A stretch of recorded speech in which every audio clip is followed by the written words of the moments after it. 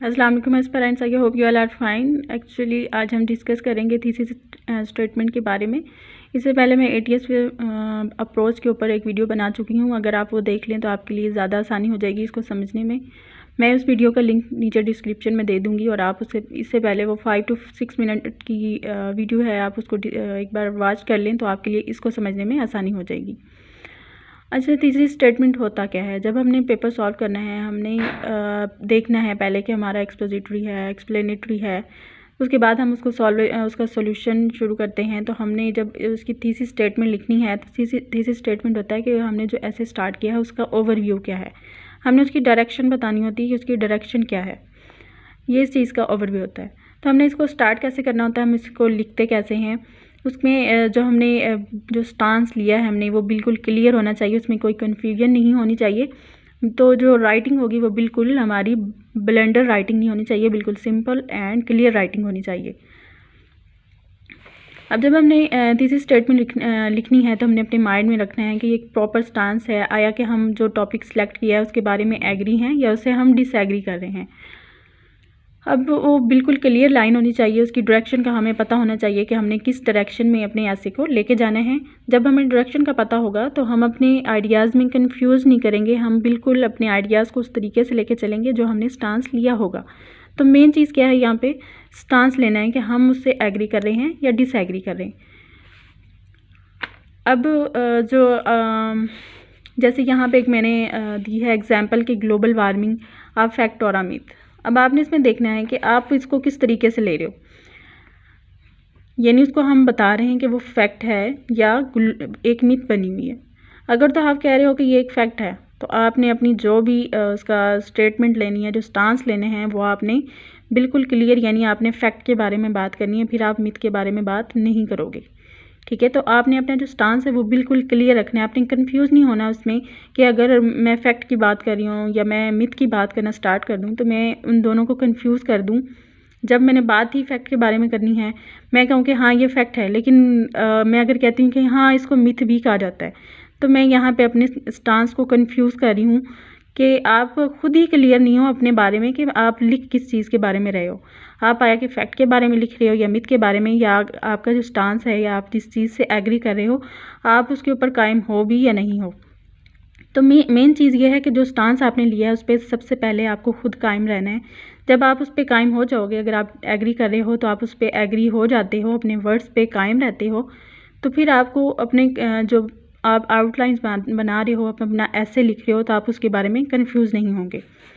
लेकिन कुछ ऐसे आ जाते हैं कि जिसमें हमने प्रोज एंड कॉन्स के बारे में बात करनी होती है।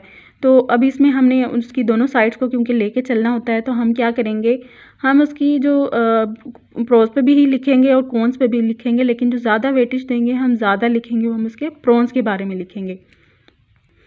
अब जब हमने अपना स्टांस ले लिया, हम अपना स्टांस लिख लिया है, हम उसके बारे में लिख रहे हैं कि हम एग्री कर रहे हैं या डिसएग्री कर रहे हैं, तो अब जो नेक्स्ट काम करने वाला है, अब हमने क्या करना है कि हमने उसके बारे में रीज़न बतानी है कि आखिर अगर हम एग्री कर रहे हैं तो उसकी रीज़न क्या है, अगर हम डिसएग्री कर रहे हैं तो उसकी रीज़न क्या है। आपने जो 2-3 लाइन्स पहले लिखी हैं, यानी कि उसके बारे में आप लिख रहे हो स्टांस के बारे में, तो आपने जो नेक्स्ट 2 लाइन्स है वो आपने क्या करना है, उसमें उसका रीज़न लिखनी है कि इसकी रीज़न क्या है, आपके मुताबिक उस चीज़ की रीज़न क्या है।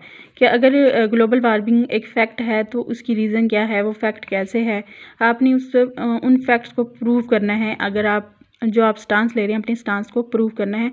अगर आप कह रहे हो कि वो मिथ है तो आप बताओगे कि मिथ किस तरीके से, आप उसकी रीज़न भी बताओगे कि आया ये रीज़न है क्या, ये क्यों मिथ है। तो हमने 2 चीज़ें डिस्कस कर ली कि उसमें पहले फर्स्ट ऑफ ऑल हमने क्या देखना है कि उसकी डायरेक्शन को देखना है, और उसके बाद हमने बताना है कि हम उससे उसकी रीज़न बताएंगे कि आखिर उसकी रीज़न क्या है, हम एग्री क्यों कर रहे हैं, हम डिसएग्री कर रहे हैं तो क्यों कर रहे हैं। उसके बाद क्या कर रहे हैं कि हमने अपना पर्पस बता लिया, रीज़न बता दी। उसके बाद जो है 3 चीज़ें आपने माइंड में रखनी है कि अगर ऐसे आ जाता है इन 3 चीज़ों के बारे में, जैसे कि यूनिवर्सल ट्रूथ के बारे में आ जाता है, या आइडियालॉजी ऑफ पाकिस्तान जैसे आ जाता है, या रिलीजन आ जाता है, तो आपने अपना स्टांस जो है जैसा है वैसे के वैसे, यानी आप अपने यूनिवर्सल ट्रूथ में आप अपने पास से तो कुछ नहीं ना ऐड कर सकते। अब जो स्टांस होगा आपने वही सेम टू सेम उसमें लिखना है। जैसे कि अगर हम जैसे एग्जांपल लें कि अर्थ मूव्स अराउंड द सन, तो हम इसमें क्या स्टांस ले सकते हैं, हम वही लेंगे ना जो उसमें हमें एग्जामिनर ने पूछा है। जैसे अगर है आइडियालजी ऑफ पाकिस्तान, तो आइडियालजी ऑफ पाकिस्तान क्या है, ये एक 2 नेशन थ्योरी है। हम इसके बारे में अपने पास से कुछ भी नहीं लिख सकते, जैसे इसके बारे में है हम वही लिख सकते हैं। हम इसे एग्री या डिसएग्री कर रहे हैं, हम उसको नहीं देखेंगे, बल्कि हमने जो इसके अंदर है हम उसके बारे में ही लिखेंगे। फिर अगर रिलीजन की बात करें तो रिलीजन आ जाता है, तो आपने इस रिलीजन के आप अगेंस्ट तो नहीं ना जा सकते, सोचने वाली बात है ना। तो मतलब आपने एक जो लेना है वो प्रॉपरली आपने उसको एक्सपोज करना है। आपने देखना है कि रिलीजन मोस्टली ऐसे जाते तो नहीं है, लेकिन अब हम क्योंकि लेके चल रहे हैं अपने थीसिस स्टेटमेंट को, तो हमने हर पर्सपेक्टिव से बात करनी है। तो अगर जैसे वो क्योंकि रिलीजन एक ऐसे आ रहा है इंग्लिश ऐसे, तो हमने उसी मुताबिक ही उसको लेके चलना है। हमने कोई इस्लामियात का, क्योंकि हम इस्लामिक पेपर नहीं कर रहे, तो हम बिल्कुल उसको उस तरीके से हम लेके चलेंगे, उसको बिल्कुल उसी तरीके से एक्सपोज करेंगे जो हमसे बात पूछी गई है। उसमें हम अपने पास से कोई बात नहीं लिखेंगे कि हम अगर कोई चीज़ हमें डिसएग्री हम कर रहे हैं तो हम उससे नहीं लिखेंगे कि हमने इस चीज़ को डिसएग्री किया है, बल्कि हमने उसको एग्री में ही लेके आना है। अब जो मोस्टली क्वेश्चन माइंड में आता है, हमारे जहन में आता है, वो ये होता है कि हमने इसकी लेंथ कितनी रखनी है, हमने इसकी वर्डिंग्स कितनी रखनी है, इसकी हम कितनी लाइंस तक लेके जाएं इसको। तो इसके लिए ये है कि लेंथ अगर आप 2 से 3 लाइंस पे रखते हैं तो वो मोर देन इनफ है। इसकी वर्डिंग्स आप तकरीबन 30 वर्ड्स लिख लेते हैं, तो ये भी इसका मतलब बिल्कुल ठीक है इसकी वर्डिंग।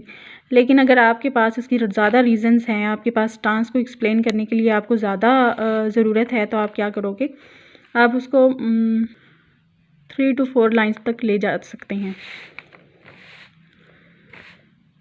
लेकिन जस्ट माइंड में ये रखना है कि आप जो भी स्टांस लेके चल रहे हो वो बिल्कुल आपका क्लियर होना चाहिए। तो सबसे पहले आपको खुद क्लियर होगा तो आप पेपर में उसके बारे में लिख पाओगे। अगर आप खुद ही क्लियर नहीं हो, अगर आप कंफ्यूज हैं, तो आप कैसे पेपर को सॉल्व कर पाएंगे। तो अगर जब आप थीसिस स्टेटमेंट लिख रहे हैं तो आपने क्या करना है, कीवर्ड्स जो यूज़ हुए हैं ऐसे के अंदर आपने उनको यूज़ करेंगे तो एग्जामिनर को पता चलेगा ना कि आप किस बारे में बात कर रहे हैं। जैसे अगर हमने पीछे बात किया था कि global warming is a fact और अ मिथ, जब आप इन वर्ड्स को अपने उसमें यूज़ करेंगे थीसिस स्टेटमेंट में, तभी पता चलेगा ना कि आप किस बारे में बात कर रहे हैं। आप फैक्ट के बारे में बात कर रहे हैं तो किसके फैक्ट के बारे में बात कर रहे हैं, अगर आप उसकी मिथ के बारे में बात कर रहे हैं तो आप किस चीज़ की मिथ के बारे में बात कर रहे हैं। एंड जो आपने वर्ड्स लिए हैं आपने उसको प्रूव करना है, यानी आपने जो वर्ड्स स्टांस लिया है, जो कीवर्ड्स आपने लिए हैं, आपको उस चीज़ को प्रूव करना है पूरे ऐसे के अंदर। आपने जो थीसिस स्टेटमेंट लिखनी है तो आपने जो माइंड में बातें रखनी हैं कि आपने जो कॉमास हैं वो यूज़ नहीं करने, इन्वर्टेड कॉमास नहीं यूज़ करने, और जो एक लैंग्वेज होगी वो बिल्कुल कॉमन होगी, कॉमन कम्युनिकेशन होगी आपकी, स्ट्रेट फॉरवर्ड होंगे आप बिल्कुल ये नहीं कि एक बार आपने ये बात की है तो आप घूम फिरा के कुछ और बात कर दो। आप जो स्टांस लेके चल रहे हो आपने वही लेके चलते जाना है। अच्छा, तो आपने क्या करना है कि आपके जो आइडियाज़ होंगे वो वेल मैनेज्ड होने चाहिए, क्लियर कट होने चाहिए। आपको पता होना चाहिए कि मैं जो बात कर रही हूँ वो बिल्कुल मैनेज है, वो एक कोहेरेंस के साथ चल रही है। ये नहीं कि मैं एक बार ये बात कर रही हूँ तो दूसरी साइड पर मैं कुछ और भी कह दूँ। एक बिल्कुल उसका फ़्लो होना चाहिए, बात को फ़्लो के साथ लेके चलना है। अब आपके जो आइडियाज़ हैं वो एक आइडिया लिखा है, उसके बाद आप नेक्स्ट आइडिया लिख रहे हो, तो आपको जो आइडियाज़ हैं वो बिल्कुल कनेक्टेड होने चाहिए। वो ये नहीं होना चाहिए कि उसके अंदर कोहेरेंस ही नहीं है। जैसे यहाँ पे एग्जांपल है, does foreign aid help to achieve economic stability. अब आपने इसमें, क्योंकि मैंने पिछली वीडियो बनाई थी ATS अप्रोच के ऊपर, अगर आपने वो वीडियो देखी है तो आप सबसे पहले क्या काम करोगे, जिन्होंने देखी है उनको पता है कि हमने सबसे पहले इसका ATS अप्रोच मालूम करनी है। अब देखेंगे कि इसका एरिया क्या है, ए से क्या है ATS, तो हमने देखना है इसका एरिया क्या है। Does foreign aid help to achieve economic stability, तो इसका एरिया क्या है, इसका एरिया है ओपन एंडेड है, ठीक है ना। अब इसका एरिया ओपन एंडेड है, हम पाकिस्तान के बारे में भी बात कर सकते हैं, हमें ऑल ओवर द वर्ल्ड भी बात कर सकते हैं। ओपन एंडेड मैंने बताया था कि आप ऑल ओवर द वर्ल्ड बात कर सकते हैं, और क्लोज एंडेड आप जिस रीजन में रह रहे हैं आप उसी रीजन की बात करेंगे, या जिस रीजन की उसने बात की है एग्जामिनर ने, आप उसी रीजन के अंदर रहेंगे, हम बाकी एरियाज़ को नहीं लेंगे। अब जो है यहाँ पे फॉरेन ऐड की बात हुई है तो हम ओवरऑल द वर्ड लेंगे। अब टाइम इसमें क्या हो रहा है, टाइम जो है प्रेजेंट की भी बात हो कर सकते हैं, हम फ्यूचर की भी बात कर सकते हैं। और जिसके अंदर सेगमेंट है एस फॉर सेगमेंट, तो सेगमेंट क्या है, ये एक इकोनॉमी का सेगमेंट है। ये कुछ मैंने खुद नोट्स बनाए थे, ये मैं आपसे शो कर रही हूँ। तो यहाँ पे एक ग्लोबल वार्मिंग का फैक्ट और मिथ, इसकी मैंने थीसिस स्टेटमेंट लिखी है कि यस, मैंने पहले बताना है कि अब देखें ना, मैंने यहाँ पे लिखा यस, मैं किस चीज़ से एग्री कर रही हूँ कि ये एक फैक्ट है, तो मैंने इस चीज़ को लेके इस तरीके से चली हूँ। फिर अगर टॉपिक है कि इस को एजुकेशन गुड और बैड फॉर पाकिस्तान, आप फर्स्ट ऑफ ऑल क्या करेंगे, इसका एरिया, इसका टाइम और इसका सेगमेंट देखेंगे, उसके बाद आप इसकी स्टेटमेंट लिखेंगे, क्योंकि आपको एक बाउंड्री का पता चल जाएगा कि हमने किस बाउंड्री के अंदर अंदर रहना है। जब आपको बाउंड्री का पता चल जाएगा तो आप उसके बारे में क्लियरली अपना स्टांस दे सकते हो। अब है democracy and literacy do not move together, आपने इसमें अपना स्टांस लेना है, उसके बाद आपने इसके बारे में लिखना है। उसके बाद do we really need literature in our lifes, तो आपने इसके बारे में लिखना है। ये मैंने थीसिस स्टेटमेंट लिखी है, ये मेरी अपनी लिखी हुई है, अगर आपको इससे ज़्यादा अच्छी लिखनी आती है तो आप उससे ज़्यादा अच्छा लिख सकते हैं। नेक्स्ट है कि is Pakistan ready for digital revolution, अब इसमें आपने पहले इसकी ATS अप्रोच मालूम करनी है, क्योंकि एरिया सिर्फ पाकिस्तान है, तो अब आपने क्या करना है, पाकिस्तान के बारे में ही बात करनी है, आप ऑल ओवर द वर्ल्ड बात नहीं करोगे। तो आज हम इस वीडियो को यहीं पे एंड करते हैं। सो एज पेरेंट्स आपने डाउन टू अर्थ रहना है, आसपास लोगों का ख्याल रखना है, उससे मोस्ट इम्पॉर्टेंट कि आपने अपना ख्याल रखना है। एंड जो है कि आपने हक बात के लिए आवाज़ उठानी है, किसी का जुल्म ना तो खुद बर्दाश्त करना है और ना होते हुए देखना है। इसके बारे में हमसे आखिरत वाले दिन ज़रूर पूछा जाएगा, तो आप आखिरत वाले दिन क्या जवाब दोगे, इसके लिए आपको खुद अपना तज़किया नफ्स करना है। तो be happy, stay blessed and share, follow and comment. इंशाल्लाह we will meet in next video. अल्लाह हाफिज़।